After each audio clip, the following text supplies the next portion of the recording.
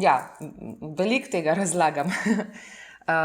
Vsem se zdi zanimivo, ko naprimer povem, da je pes naša fizika, mačka psiha, konj duh, in vse v zvezi z živalmi, ki jih kakorkoli srečamo v svojih življenjih, nekaj pove o nas. O nas pove veliko, naprimer to, a jih imamo ali nimamo, kakšen odnos in pristop imamo do njih, pa katero smo si izbrali.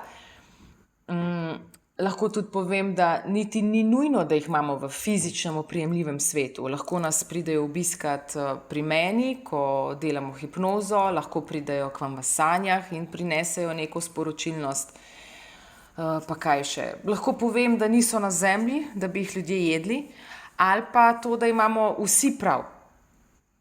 Tisti, ki trdimo, da bi moral vsak imeti žival v svojem življenju, in tisti, ki pravijo, da je to breme, ki ga rabijo čustveno nepotešeni ljudje.